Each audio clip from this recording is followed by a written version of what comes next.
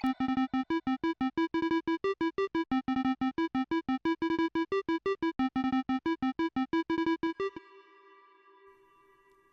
and welcome to Items On, the podcast where you get to follow your favorite Melee players and personalities both on and off the sticks. I'm your host, Ethiopium, and today's special guest is the one, the only Zamu. Zamu, how are you doing today?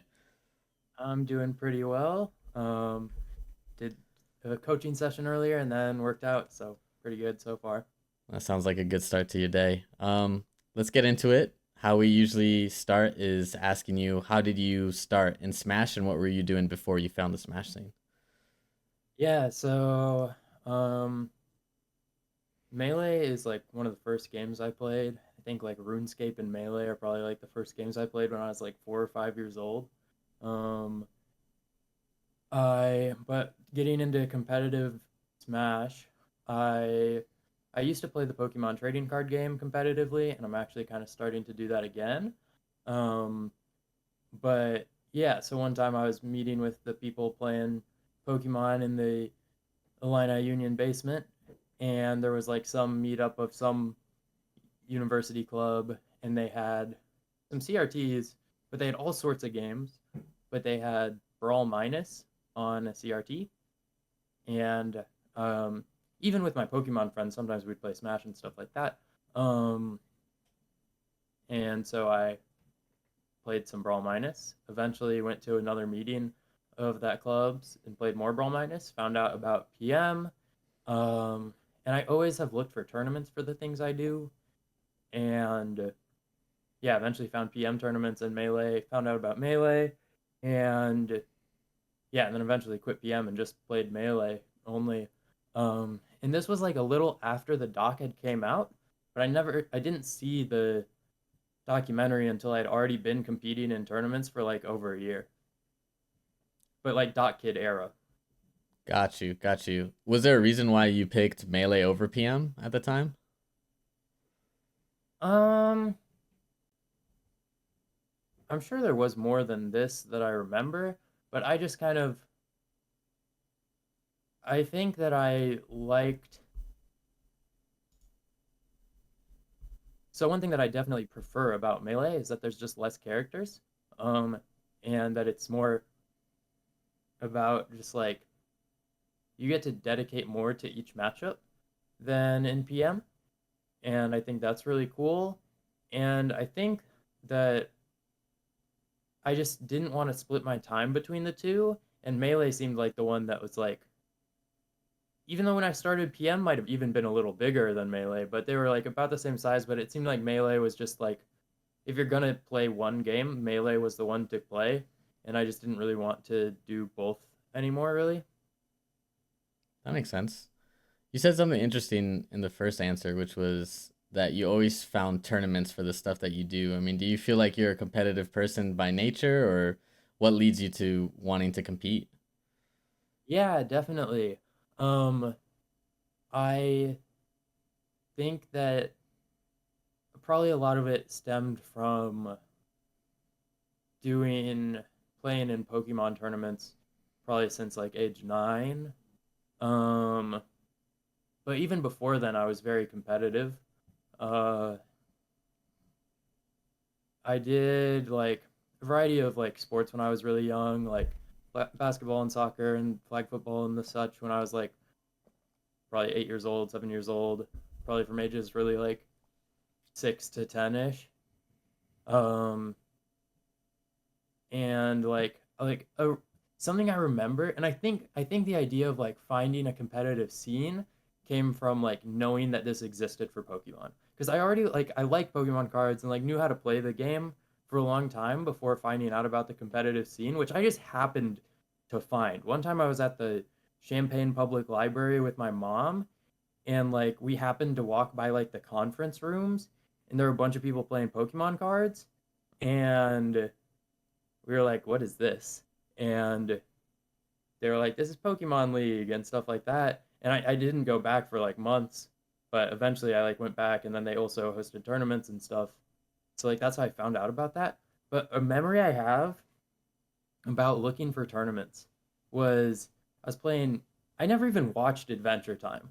there's a game like Adventure Time Card Wars, I think, on that was on like iOS, and I really enjoyed playing that. I remember Googling looking for tournaments for this game when I was like probably like 11 or something.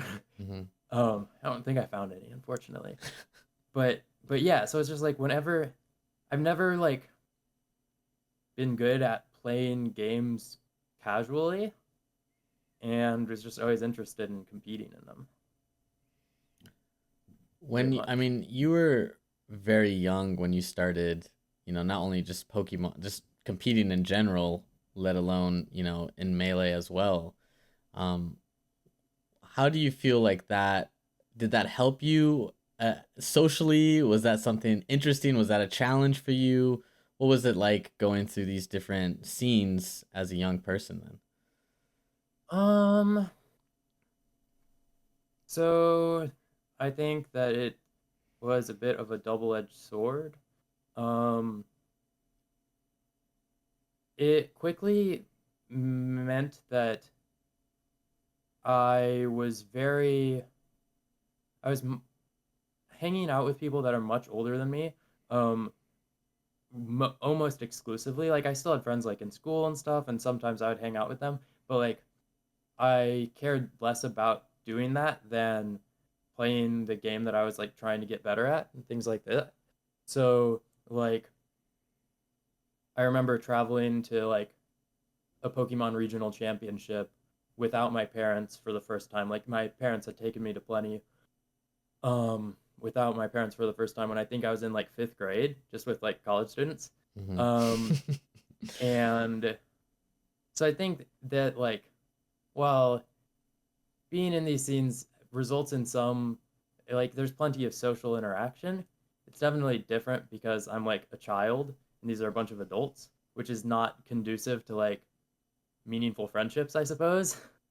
Um, but I also, and I think this probably also has contributed to my feelings mostly about Melee, but just in general of like I've never felt like I go to tournaments as like a social thing, which I think a lot of people do.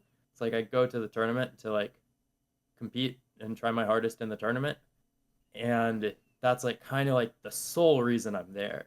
I like talk to people and like have plenty of friends in the community and stuff, but even nowadays, it still doesn't feel like that's ever the reason I'm at an event. That's interesting because I think a lot of Melee players would say the opposite, that the main reason why they go there is for the social aspect and they just compete. Yeah. Whether they might get tilted by competing as much as the next person, but uh I mean, do you feel like that's the best mode of operation for you in order to compete, or do you feel like that's something that you want to lean into in the coming years?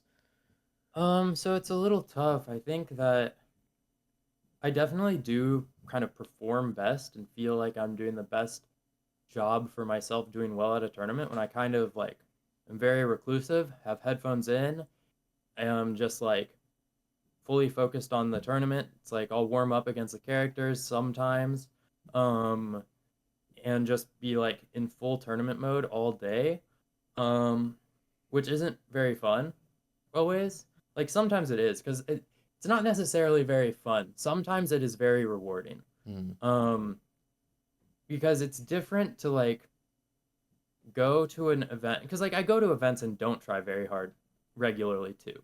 Okay. Um, and it's different. It feels a lot different to go to an event, be talking to your friends between your sets, go play your sets, try during the sets, but not being like in full tournament mode all day is a completely different experience. And it's probably a better experience when you're not in tournament mode all day, but it's not quite as good for winning. And the worst part probably about like the full try hard tournament mode is that then after the tournament, you're just so exhausted.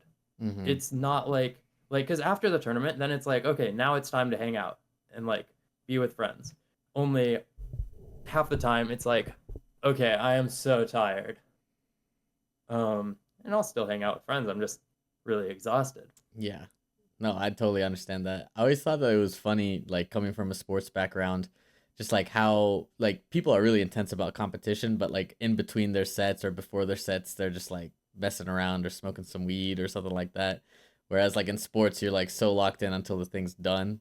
Otherwise, Yeah. your coach will yell at you or something like that. So I definitely feel you on that. Um, I want to get back to your career and how you progressed. So we were at this point now where you've picked melee. Did you feel like this was something that you wanted to get, like incredibly good at to the level that you are now? Was it something where you just wanted to progress and see how far you went? What was you thinking as a young child, I guess, back then, you know? So yeah, so it's kind of interesting because while I say like it's kind of all been all about competing for me, it's still a lot of the point was like being social and making friends. But like I mostly wanted to compete, but also I was like, this is a good way to like meet people and make friends. Um, and I definitely, so I'm not sure like when exactly I was like, I want to get really good at this game. I was bad for a long time. Like, not like a that long of a time, but like for years, I probably could go 0-2 for like my first 3 years or something. Um, and like I went 0-2 at many, like my first many tournaments. There's people that like have never gone 0-2, and that's crazy to me. Mm-hmm. Um, and so at some point, I kind of settled on Fox because I played all sorts of characters at the beginning. I settled on Fox because my like main reason was I never want to be able to blame my loss on character or Mm-hmm. matchup. So I was like, okay, I'm gonna play Fox. That guy's really good, and try to like get better. And so then eventually I like was like, well, I'm gonna try to like I want to be on my local PR, and like eventually it's kind of like I don't know if I felt like it was a reasonable goal necessarily, but melee became like the main thing I was doing. The main like get home, practice, or every day I would post in the Champagne Smash Facebook group asking if like anyone wanted to host melee. Um, and so I was like really trying to improve, and there came a point when I think about when I got ranked like 6 on the Champagne PR. This might have been 2017, 2016, somewhere between 2016 2018, where it was kind of like, oh, Zamu is probably going to be like top 3 in Champagne. I'm beating like our other really good players sometimes. And I think around that time I was like, oh, I kind of get it. I could be really good. Mm-hmm. Um, and then I just kind of kept on playing and kept on improving. Um, and I think my goal, like I had the goal of being ranked top 100 at some point. Um, and I think, yeah, I don't know. Champagne at the time of me like getting pretty good was a very kind of competitive region. I felt like, Mm-hmm. but also all of us like wanted each other to improve. It was never like a gatekeepy region, but it was all of us trying to get better. So yeah, so that I me and Shabo talking about melee all the time, being like, how do we get better and that sort of thing. And then eventually I got really good.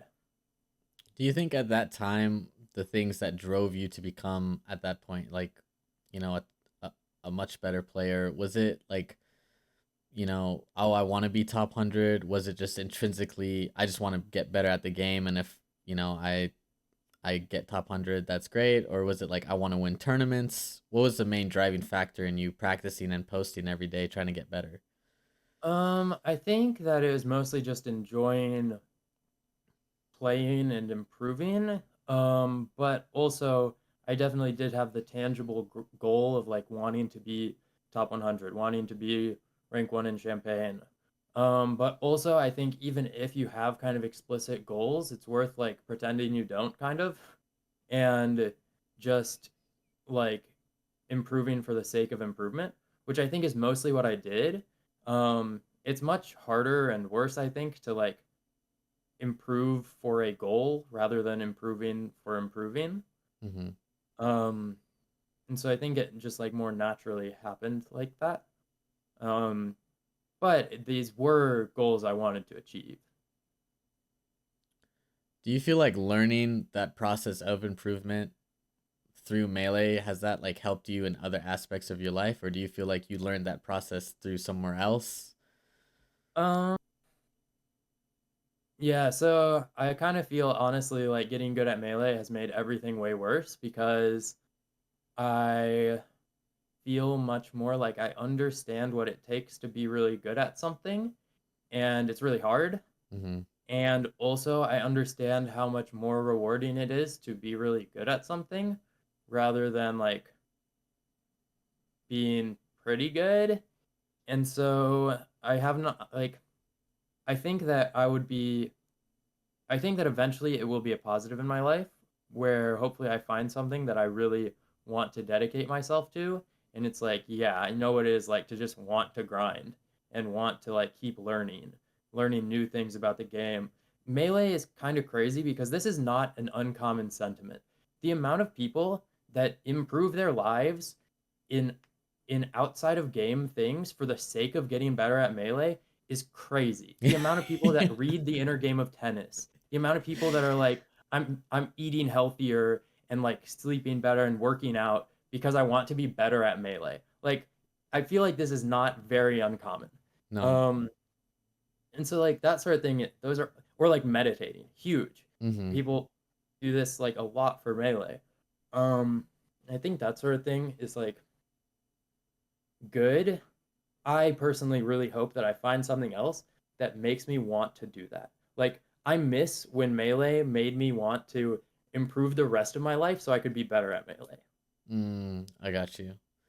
Do you feel like I actually I got a question for you. Like, why do you think Melee has that type of grip, that type of stronghold on people's psyches, where it forces you to be almost holistic, to find that extra edge, to find that extra ounce? Why does Melee do that? Because I think I totally agree with you. I see people in the Michigan scene, in the local scene, improving their lives to get better at the game. You know?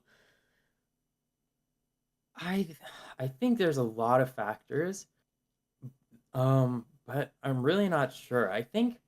The main I think the main two have to be the like camaraderie of competition within Melee and then Melee just being really fun and really cool. Mm-hmm. I think those two factors together, especially the fact that it's like in person, I think is I mean at its core, I think the most important is that it's an in-person competition and in like a and the fact that it's a video game, which means it is more like it's kind of just gonna there are more people that are not used to in-person competitions playing it as opposed to like if you're someone that like plays league ranked, you're never like going to in-person tournaments. Yeah.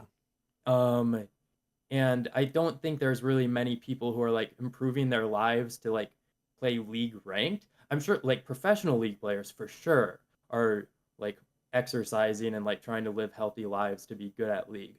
But like this is something that like number 10 on your local PR or like your two tour might be talking about.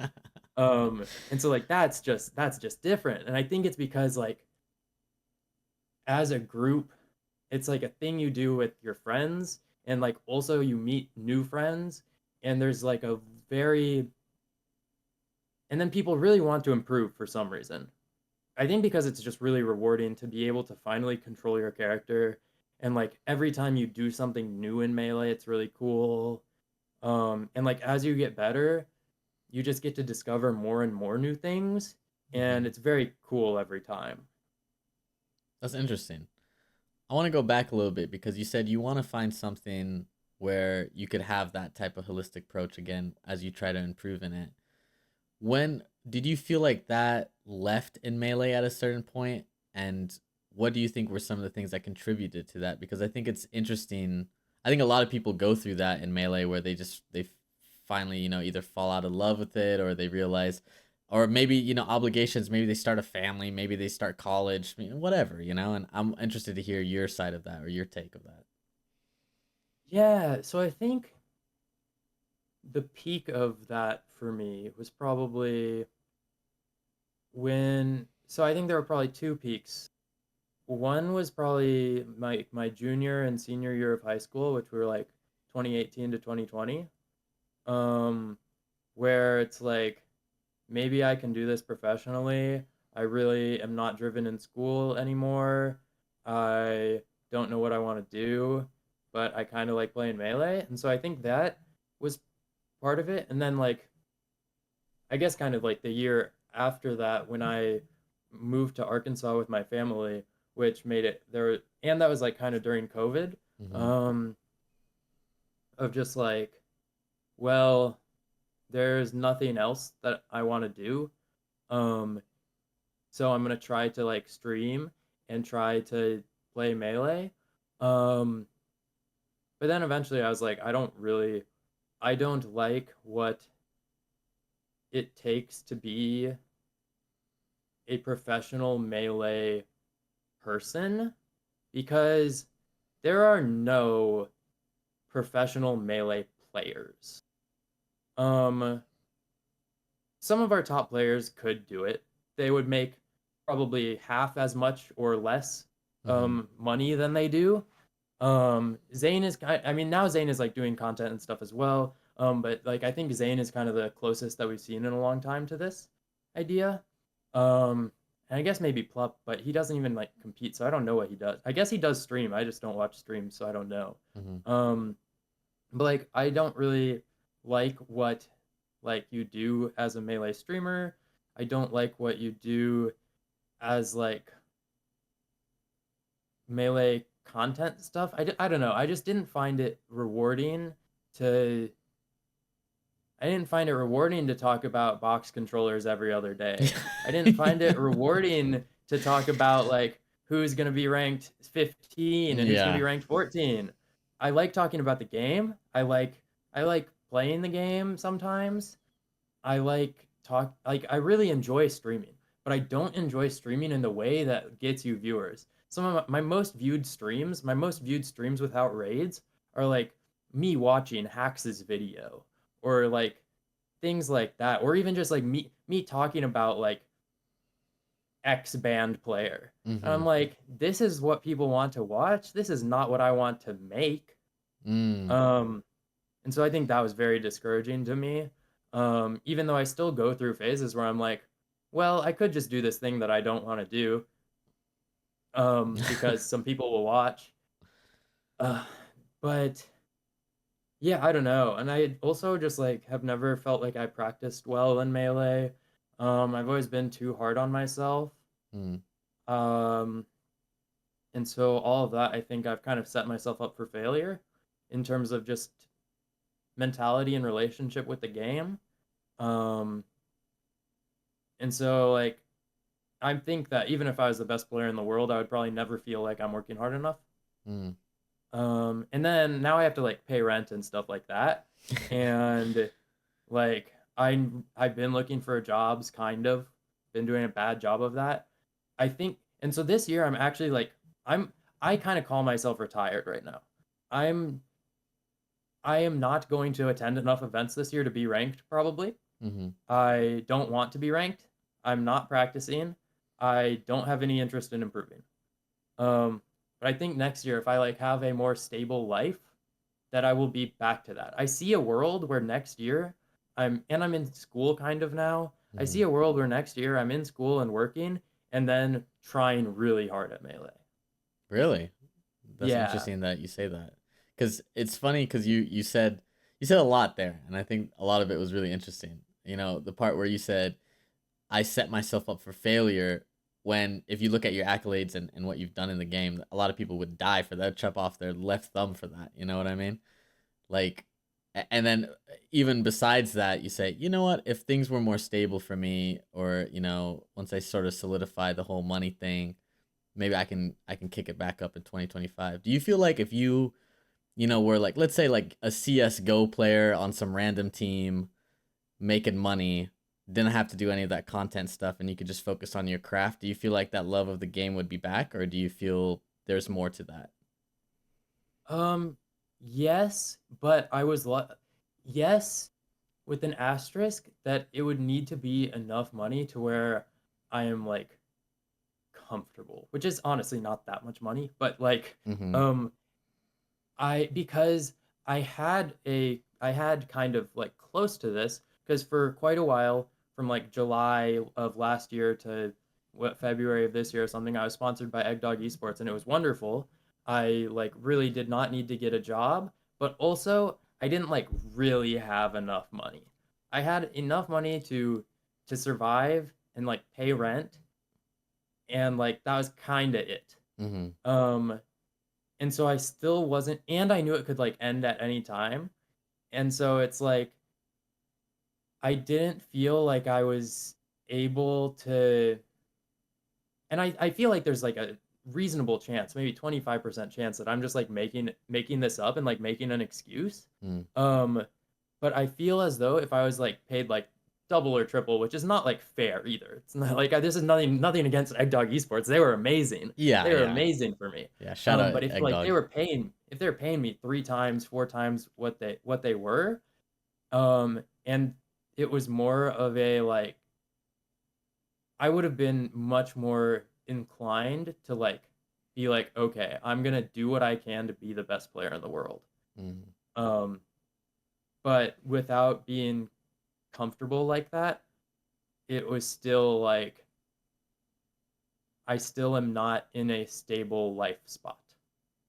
Yeah. And I think that is the biggest factor there for me. So I think what you're saying, like, yeah, if I'm on a random Counter Strike team and they're like, and I have like a real salary, I think, yeah, I'd be like, hell yeah, let's do it. This is my job, and it is my not only is like playing and getting better my job, but growing and trying to be the best player that I possibly can be is like what it's about.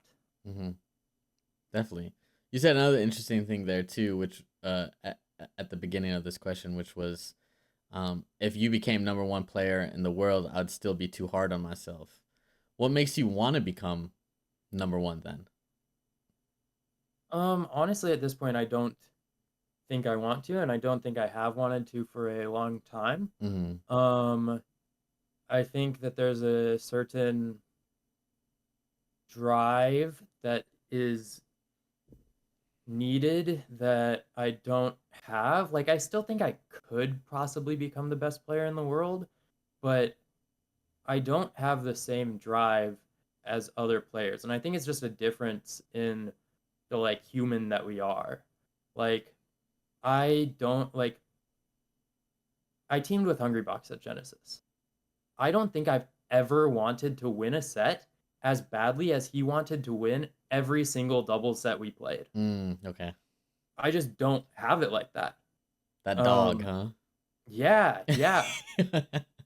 Like, and I was like, wow. I've never like really popped off.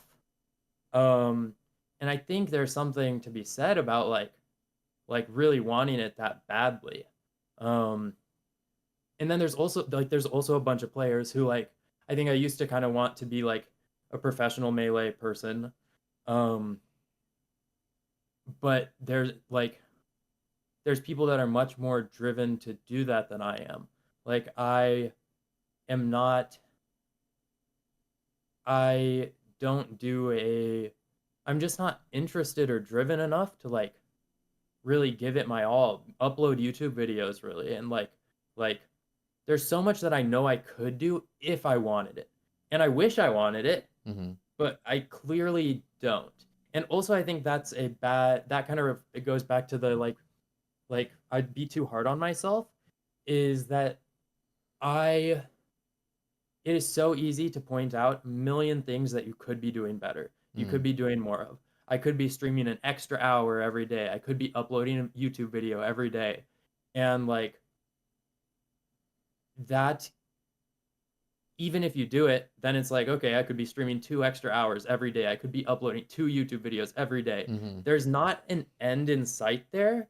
And I would love to want to chase that and like go for it, but I don't want to. Yeah. And I don't know why that is. And also I feel as though, yeah, I don't know. If I really wish I wanted it, but I don't. Yeah. No, I mean that makes sense. That makes sense to me. I think some things you're just called to do, you know, and some things you just feel, it's not really for me. Especially, I mean, the content thing for sure. I think is so much work, you know, like just doing this little dumbass little podcast I do for fun. I'm like, oh my god, I gotta upload this. I got it. Just takes a lot of time. You know what I mean? And for what payoff when we're doing it for Melee? If you don't really like it, I totally understand where you could just be like, this is a slog. I'm not even gonna get like, I'm not really gonna jump into it head first. You know? Yeah, but one thing, so what has been really rewarding for me for quite a long time, even though I stopped for a while, is doing coaching, giving lessons to people. Mm-hmm. Um, I think that it just like even without the monetary aspect, it's very I love I love talking about Melee. I don't know if I love Melee, and I don't know if I love playing Melee, but I love talking to other people about Melee. And I especially love talking to people who are like in that stage of like such excitement about getting better and like really are driven and want it more than I do. I'm Mm-hmm. like, okay, I have such a like wealth of knowledge about Melee, about improving at Melee, and it's like I want to share it. And then also, I think part of there's no instant gratification to uploading a YouTube video. There is if I uploaded a YouTube video and got Venmoed $25, maybe I would do it. Okay. But like I think it's just like my ADHD brain having like being just so bad at any long-term rewards that like it's so hard for me to solo practice because I don't see the instant instant gratification, but Mm. I can get myself honestly, I hate it when people pay me in advance for lessons because it's so it like it just feels more rewarding for my brain to do the lesson and get paid my 25 $35 and enjoy the whole hour of the lesson and then be like, "Oh shit, I also got paid. That's so sick." Mm. Um, but it's just so fun to talk about the game, especially with people that. And the nice thing about coaching is no one is like paying for coaching that isn't driven to improve. So it's like I'm Mm-hmm. rarely do I have a lesson where I'm like, this person just doesn't actually want to get very good. Well, let's get into a little bit of coaching. I wanted to ask you some questions. First off, you know, we got to plug the coaching. Where can we find you? How can we get the coaching from Zamu? Yeah, DM me on Twitter or Discord. Both are Zamu_SSBM. Yeah, if you just DM me and ask, I'll be like, okay, I'm available all the time. Let's do it. Great. I'll link the Twitter and in the description below. Wonderful. So how first off, what drew you into coaching? Was it just like I know a lot of people who come onto the podcast do coaching and I think most of them are like, it's because I wanted to get paid and then they realize like just how rewarding it is. How did you get into coaching? So there used to be a thing called Cone Academy, I believe, from um, Cone, who was a UK old TO and just like melee guy. I believe now employed by Medify. And it was just a Discord. And I honestly don't remember like how I I don't know if he DM'd me or what, maybe, or I reached out to him.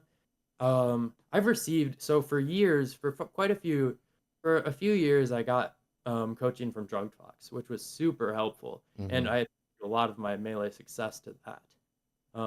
Mostly because I didn't really practice, and I would have probably not thought about the game or done analysis ever if it wasn't for paying so much money to this guy every week.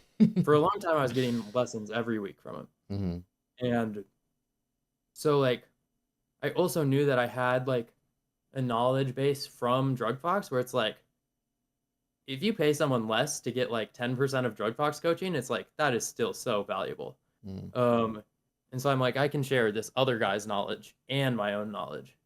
Um and yeah, and so I was like that was people that was kind of like that's kind of the main way people monetize Melee right now other than and it has been that way for probably 5 years now. Um where like other than like actual content and streaming and stuff, it's like people all offer coaching. And yeah, so I did that. Um, and Cone Academy was really good because Cone was not, he was very interested in teaching all of his coaches how to be better teachers. He's like, I believe he's like an elementary school teacher and maybe like, or at least was, and also just like very interested in like psychology of learning. So he like made a bunch of resources for all the coaches. And I maybe looked at like one of them. Hmm. But even just like the little bit I did look at was so sick. So that was really cool. And then but yeah. So basically from that. I don't know how I got to there, but that's kind of what like sparked me coaching.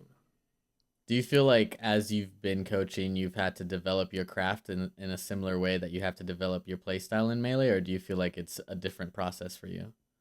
Um yeah, so similarly to both, I never feel like I'm working hard enough on being a good teacher. And um and also I'm really good at it, I think. Like I'm a really good player and good teacher, but I don't give myself any credit for either. Hmm. Um, and that's why like right now I'm not willing to charge my previous regular rate of $35. Some people will still pay me that, but I'm like I don't trust that my current coaching is as good as it has been in the past. I want to feel more confident in my coaching again before like raising my price again. So I've been charging 20 and now $25 an hour for my coaching, but everyone keeps telling me it's helpful. Mm. So I'm like, I should believe my students. I'm sure it is. I'm sure it is helpful. I mean, But do you? yeah, I do want to. There's like, so I have even like in the past week, I've done maybe 4 or 5 coaching sessions, Mm. and even within that, I'm like remembering how to do it more and like improving again at it, Well, I'd love to. which is I'd love to hear your opinions on what makes a good coach and what makes a bad coach. Are there certain traits, certain techniques that you think help you teach? yeah. So I think that so I haven't watched very many people's coaching. I think maybe I've watched like one fiction lesson ever. I actually this morning DM'd Zuppy because I was like, hey, I think I can learn from your teaching to be a better coach myself. Can you send me some of your lessons? Um, I will hopefully watch them someday. I think because I think it will be helpful for me. Hmm. Um, and so I'm not 100% sure how other teachers teach, though some of my students have told me because they've had lessons from other people. And so I think that some of the key things for coaching are, is the student going to be like a repeat student? Because I think the teaching should kind of be different. If you're going to talk to them every few weeks, it can be different than, okay, they're doing one lesson. How can I like give them tools to like actually improve for a while? Um, I think something that's really important as a coach is like teaching to the student. Like it's different student to student. What different players need is just different. Hmm. Um, and it's not, and like whether it's just their understanding of the game or other things. Like today, I had a lesson. Um, it's a player who's been playing for a few years, switched to Fox maybe a year or two ago, and um, for like the first half of the lesson, I think I was doing a bad job. I wasn't, as the student told me, but I felt like I was doing a bad job. But then like after halfway through the lesson, I was just like, I'm going to ask you why you are doing everything you've done in the game. Hmm. We start the match. I'm like, why did you start the match by dash dancing on the side platform? And he's like, well, I don't know. And then like there are a couple more things that happen, and I'm like, why are you doing these things? He's like, I think I've never thought about the game. And he was like, this is very eye opening. I was like, yeah, so we need to work on that. Because like at first I was just kind of talking about like how you need to be like having better tech skill and like what to practice for that and like why, like how you can be more consistent at like hitting your combos and stuff. But it's Hmm. like, while that is more important, like if this student starts paying more attention to like what's going on and making intentional decisions, that's still not going to matter if their tech skill is not very good. But it's also necessary for like really getting good. Whereas like other students, they once they are in like intentional with more of their choices, it's like, okay, what was the intention behind this? They give me the explanation, and I'm like, like at least you have the intention, which is so important, but you're wrong. Yeah, And then we can talk about it from there. And so it's just like there's so many players are at very different points in their melee journey, and also even within people of like similar skills, similar understanding, some of them like respond differently, kind of to coaching. So I don't know, it's very interesting to kind of see how you can best help a player, and I think that's kind of rewarding as well. definitely. Another question I had about coaching is like I feel like Melee is such a fluid game and is so like you can have you could spend a lot of time on the minutia. Like you slow down something for like 10 frames. Okay, they did X. This is why, like this little scrap. This is why Fox wins here. This is the counterplay. Da da da da. And then there's this huge overarching game plan for a certain matchup or a certain type of player. How are you able to mesh those two things as a coach? Because it's hard to do as a player for sure, and I'm sure like a coach needs to be able to do that as well. Yeah, so in all of the lessons I've done the past week, I don't think we've like meaningfully gotten past 30 seconds of gameplay in Mm, any of the lessons. Um, I think a lot of it, I should probably do a better job of asking my students kind of what they want out of the lesson a little more, which is hard, but because I am a lot more interested in the very specific moments and interactions than I am in the overall game plans and stuff like that. And so while I kind of taught, so I'll tell my students like you need to your game plans should kind of be based on like what moves you are looking for at what percents. mm-hmm. And we don't usually end up going too deep into that because it's just not what I default to finding interesting. Um, and you're completely right that I think that coaches do need to balance this, but I am personally much more interested in my student having a like deeper understanding of like a very specific situation than of the matchup, even though it is not going to help them as soon. Mm-hmm. Um, and I think that's okay. I think it's like they do need some baseline understanding of the matchup for this to be like that reasonable. Um, but I don't really know. I think there's part of it that is just I don't know how I'm not that interested in making my students win anytime soon. Yeah, I was literally just about to ask you, like, because I feel like as a coach, of someone your caliber, you could say, I could tell you three things that you could do right now, and you probably turn from like an 0-2 player to a 2-2 player, but it might not help you develop into a better player necessarily. Yeah, Okay, that makes sense to me. exactly. Exactly. And I'm more interested in the like super long-term growth. How can I help this person who's really interested in like getting better in like the next 2 years? Like how can I help them? A big thing I tell a lot of my students is like we need to approach this from the in the correct way like now, or else in 6 months, in a year, you're just gonna have to relearn everything from scratch. And Mm, I'd rather teach you how to play melee in a scalable way.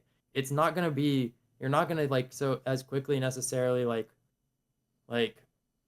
I can teach you how to beat your friend. I can do that if you want. But I feel like you probably would prefer, and I would also prefer, if I teach you how to get better versus Fox. If your friend plays Fox, let's teach you how to like beat me. Let's not teach you how to beat your friend. mm-hmm. And it's going to take you a long time to actually learn it all. But like, let's put you on a trajectory where you can keep on improving against Fox. Like, I want my students to be doing combos that are going to work on any Fox, not their friend who has really bad defense. Because Yeah. eventually you play against someone that has good defense and it's like, this thing I've worked on for 10 hours actually is useless. Mm-hmm. And I think that is a feeling that I want to avoid my students having. Makes sense to me. I guess my last question on coaching is like, as someone who says that they're hard on themselves, how are you able to be, you know, a critique of their work? Because people are really sensitive about their melee skill. Oh my god. So, how are you able to critique their work while still towing the fine line and being empathetic, I guess? So there's a few things. One I think is I think a lot of my hardness on myself may have come from Drug Fox coaching. 'Cause I think he is very hard on, and I think he's in a very respectful way. He's hard on his students, Hmm. um, which I personally like. Although I think it's made me more hard on myself just generally, at least within melee. Um, and I think he's not. It's not like he's just like that no matter what like you are like, but it's like I was responsive to that, and like because I was hard on myself before then, and it's more clear just like yeah, this is bad, and I'm fine with being told this is bad. One thing I often find myself doing, and this is very unintentional, but I often find myself saying to my students like, "You did this wrong here, and I also would have done it wrong here." Mm. Or I'll just kind of talk about how like I also will make this mistake, but it's a mistake. Hmm. Um, and then also it kind of depends on the student. Some students I feel are more like ready to be told that what they're doing is wrong, and some I I think that sometimes I try to be extra nice. I'm like, you did great here, great here, great here. This needs to be worked on. And like other than the student feeling a little better about themselves, there's no like actual there's nothing gained from me telling them that they did good in these previous spots, Mm. but it is really important for the student to not feel like shit. That makes sense to me. We've been talking about uh how rewarding coaching has been. You also alluded at the start of the interview about how, the grind is the grind, but there's high reward in it. Um, I guess one of the questions that I wanted to talk about your career is like, what were some of the rewarding things in your competitive career looking back on it now? Oh god. Um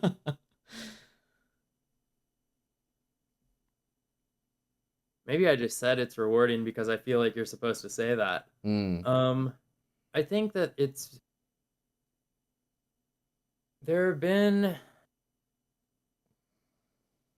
I think that doing well playing against really good players and feeling like, "Oh, I'm a really good player." Feels good. Even though more so it's like it more likely is to feel like, "Wow, this player is shit and I'm also shit." But they're a really good player. Like the amount of times that I've played like Cody or Moki and been like, "You're supposed to be good." While I'm like losing, Mm. but I'm like, "You're supposed to be so good." And I'm playing you and we're both so bad.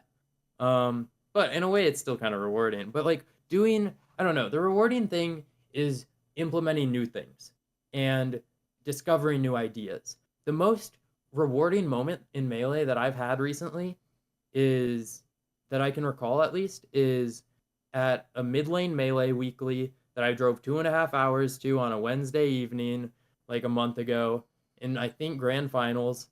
I hit a double jump platform cancel bear and I hit the L cancel. I didn't even act fast out of it afterwards and I got nothing out of it. And that was like, I was like, this is so sick. I've been like thinking about this and working on this for like 6+ months. And Mm. this is the first time I've done it in tournament. And I didn't even fully do it in tournament, but just that felt so good. And then like at the local before Ghost Town. So these are actually I have been finding a lot of things rewarding because or at least some things rewarding. Hmm. At the weekly before or the local before Ghost Town last Friday night, I hit a combo on curve where like leading up to it, I did 3 up smashes. I just tech chased with up smash, did a bunch of percent whatever. I end up grabbing him on a platform, do up throw, single hit drag down air into up tilt, which I don't see anyone do. This is something I've been doing for a few months now. I don't even think it's that good, but it's really fun. Into like a really good drift full hop tiniest waveland teeter cancel up smash, Mm. and I like popped off. This is the most like I haven't popped off after that combo. I popped off like as hard as I did when I beat Cody in tournament. Yeah. And so like the fact that I can still find like that to be rewarding, I think is really cool. Where it's just like these little ideas that like no one has hit that combo ever. That was Mm. probably the first time in at least in that other than me, I may have hit a very similar combo before. No one has ever hit that combo in that way in 23 years. Hmm. And I that's kind of cool. I haven't even thought about it like that until right now. But that's pretty hype. That's And hype. so that is like and that comes from the grind. Like yes, practicing, getting better, you will beat good players. Yeah. But like I don't know. I think it goes back to me not giving myself enough credit. It rarely feels like I beat a good player. It feels like I beat a shit player that's ranked top 10 or whatever. Mm. Okay, And it so doesn't feel that rewarding to beat a bad player. I totally get what you're saying, and I want to clarify it a little bit because I think a lot of people are gonna hear this and they're gonna be like, "What the fuck? Like, oh my god, No, they're Cody is really good so players, good." I swear. And I totally agree with you. They're incredible players, but I think when you are at the level that you are and you've been playing this game at such a high level for so long, you see all of the glaring mistakes that not only they are doing, but you are doing, especially in a high pressure situation. So it's Yeah. not like a oh my god, like what the fuck, I thought they would be better type deal. It's more like a well shit, like this is what it is type deal, you know? Yeah, yeah. Yeah. Exactly. Where and especially it is so much worse in tournament. Playing Mhm. friendlies is like sometimes it's like, wow, we are playing some really high level melee. And then like in tournament, it'll be like, I can't believe that those friendlies were the same two players. Mhm. Like I played Spark in a lot of friendlies on Saturday, and then also played him in bracket. Our friendlies, I may have been really stupid in some of them, but like, but Yeah. like our friendlies had a lot of like really high level interactions that were like great. In tournament, I win game 5 on Pokemon. I shine him. He misses the snap to ledge. I grab ledge. He up Bs and like reads me not covering ledge, and I just rolled up. I Mm. killed him at 0 with shine after like, and it's like, dude, is that really how our game has ended? Mm. Um, and yeah, but we're both incredible players, and it doesn't just because we make errors doesn't mean like we're not really good. It's just that it feels way more rewarding to beat people not making errors. And so Definitely. because of that, instead I find it a lot more rewarding to like do new things. Mm. I got you on that. I guess one question, I guess this is more like a meta question. But I watch a lot of VODs. Listen, I'm a 2 and 2er. What the fuck do I know, right? But like I love to watch Melee. I love to see the game evolve. And I feel like, I watch a lot of like VODs of tournament and a lot of non-tournament as well. And I feel like the gap between tournament and non-tournament has been growing a little bit. And I feel like the person who can bridge that gap is going to be the person who dominates. Like lately it's been I think Cody, like I feel like his execution has just been so clean. He might not necessarily be doing the most insane flashy new Fox tech skill. I mean, he is incorporating some newer things for sure. But like the gap is closing for him and that's why he's been able to close off tournaments. Do you agree or do you feel like I'm an idiot? I think I agree. Without thinking about it too much, I agree. Um, Cody is definitely like the player where it seems as though the things that he is doing in friendlies, he is doing in tournament. Mhm. It is not, they're not, and he like, and I think it shows especially like Cody is like one of the possibly the most clutch player in the world these days. He wins from losers every time. He wins these like massive comebacks all the time. Um, and I think that's because he's so he just what he wants to do he does. It's not like a it's not I don't think he feels as much of the like scary to go for this in tournament. And I'm not 100% sure why that is. I think it's probably mostly just practice and such solid understanding in himself and like belief in his gameplay. Like if you believe in your gameplay, it's much harder to like do the wrong things. Unless your gameplay has the wrong things, which is completely fine and much it's much better. I would much prefer a player to stick to their bad game plan than like try to do new things in the moment. Mm, Because if you stick to your game plan, then you can understand why it's not good enough. Um, Whereas like if you try to do new things in the moment, you're not going to learn why your game plan's not good enough, and you're also not going to learn like what you should be doing as much. definitely.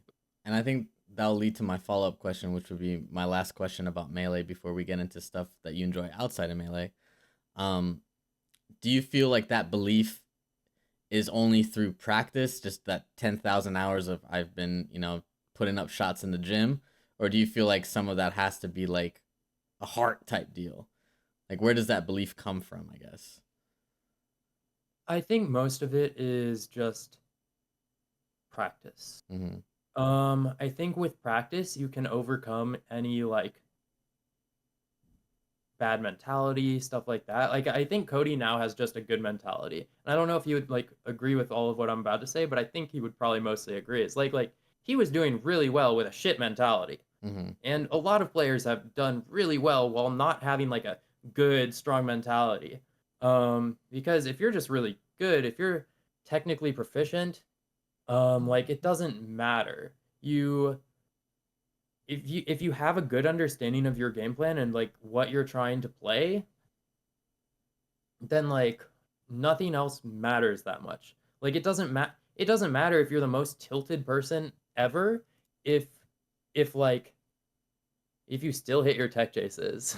Like it just is not that important. And so I think it's much more about practice, though I think it you probably need a little less practice if you just have like the like force of will behind it instead.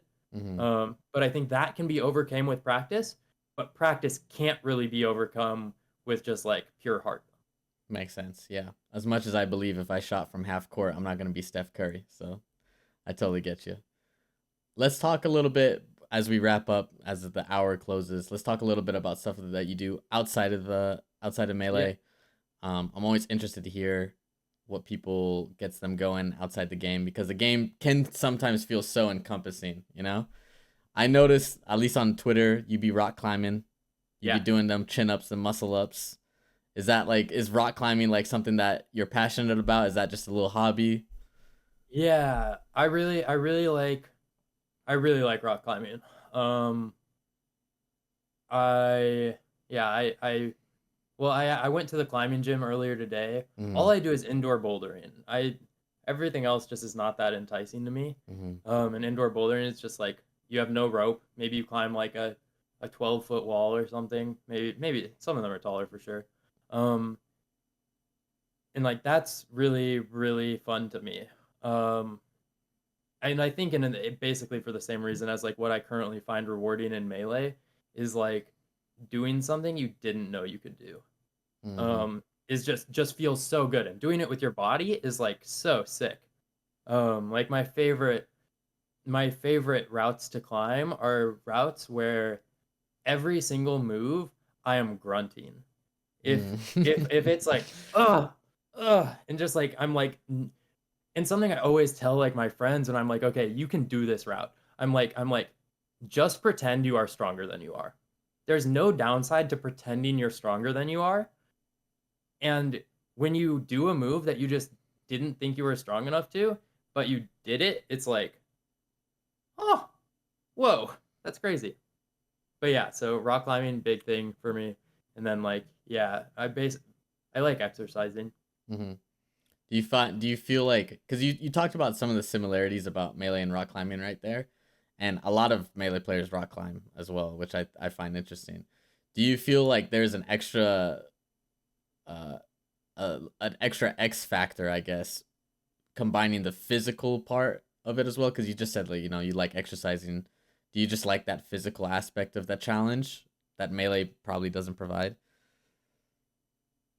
Um, yeah, I mean, probably mostly, um, because even when it's like I don't believe I can do this move, and then I do it, it still feels like mostly overcoming a physical barrier, even though it's kind of a mental barrier as well. Mm-hmm. Um, but yeah, I think I don't know. I really it is fun to be like, oh wow, I did not think I was strong enough to do that, and then do it.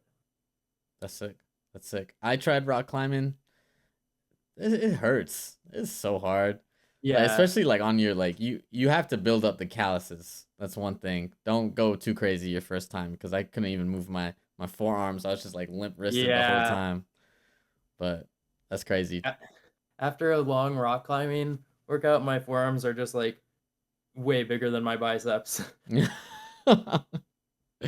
Yeah, like I remember the first time I did rock climbing because we had to do like I was doing track and field at that time, so we did like a little rock climbing session after practice, and then 6 a.m. we had to do lifts, and I couldn't like grab the barbell. I couldn't Yeah. even like grip it. So crazy. Do you do like I see behind you a nice little doodle? Do you do art as well, or are you No, my girlfriend drew that. oh, okay?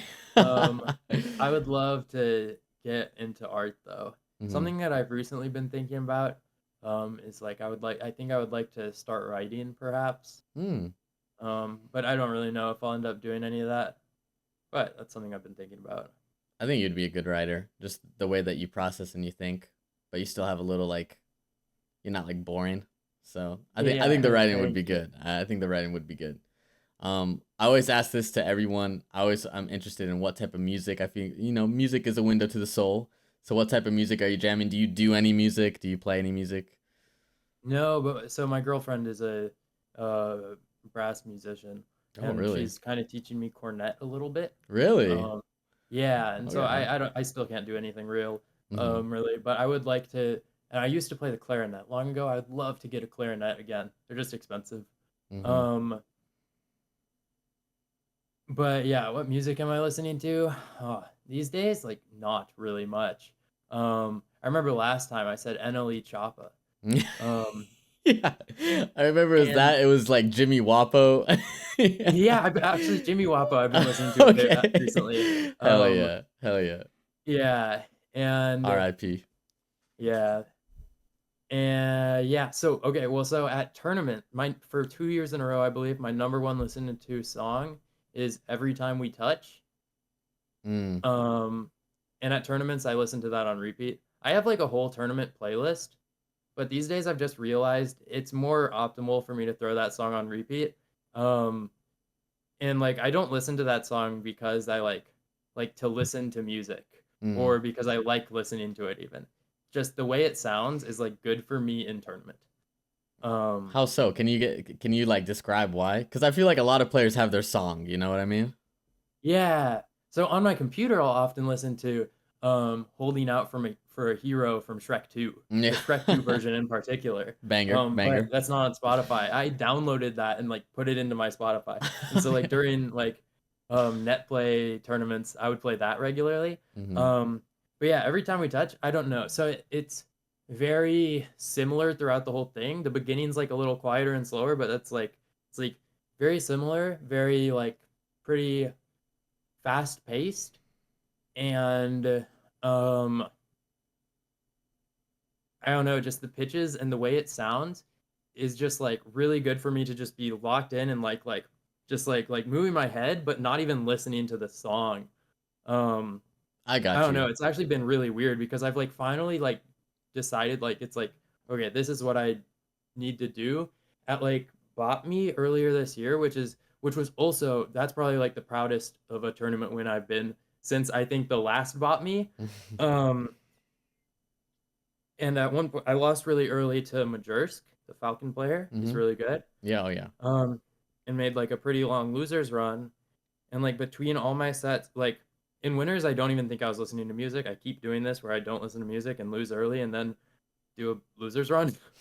Um and I just like had that song on repeat, play my set, go drink water from the water fountain, come back, and just like completely, I'm looking straight ahead the whole time. I am not looking at any person, not looking at anything. I'm just like so locked in. And I don't know, something about that song just like makes me makes me play better.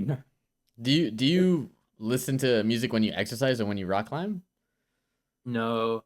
Um when I exercise sometimes, but usually I um if I'm gonna listen to anything, it'll usually be an audiobook these days. That's mostly why I haven't been listening to music. Is Mm. I've been listening to a lot of audiobooks. Um What have you been a listening lot to? of right now I'm listening to Tress of the Emerald Sea by Brandon Sanderson, and basically just Brandon Sanderson novels is Mm. also like all I'm listening to. What type of Um novels are there? I haven't heard of that they're author. fantasy. Okay. And it's kind of like a big overarching like universe that exists. Like so he has other books, but like there's like the Cosmere novels where like basically they all exist in the same like universe essentially, but they're like different planets and like so sometimes they'll have like fun little like cameos basically from like the other series within this, which I Mm. think is really cute. Um but yeah, it's just fantasy. And this one in particular is fun because I feel it takes a much less, it's not a series. This is a standalone book. It takes a much less serious tone than a lot of the others. Mm. Most of his books are like involve like are fairly dark in some ways. Not like they're not like crazy, but like there'll be like darker themes and like someone like there'll always be like some really depressed guy and like just like things like that. Whereas this one, like the narrator is silly and it's just like very silly, I guess. Mm. But yeah, I'm really enjoying listening and reading his books. Awesome. Well, I gotta check them out because I've been reading too much nonfiction lately, and it's just pissing me off a little bit. Where I'm just like, man, they did black people dirty, or like, oh shit, they did Asian people dirty, or something like Yeah, that. I'm like, I if need you, to do some fantasy, so I definitely feel you there. I'd highly recommend the Stormlight Archive series. It's like each book is super long, and it's still like each audiobook is like 26-ish hours. Mm-hmm. Um, and the new one will be coming out at like in like December. Um, and it was crazy after finishing like 100 hours worth of these audiobooks, still being like, God, I wish there was more. I am starved for content. Oh, okay. I gotta And check it that's out actually then. why I started reading his other books. Um, but yeah, Stormlight Archive is really, really good. Also, all of his other things are really good. Well, there you go. Well, I think that's the end of our time. This has been a great conversation. Thank you so much for coming on. I really appreciate Thank it. you. Thank you for having me. I love to talk and ramble. This has been Items On. I'm your host, Ethiopium. Today's guest has been Zamu. Thank you for listening, and I hope you guys have a great day.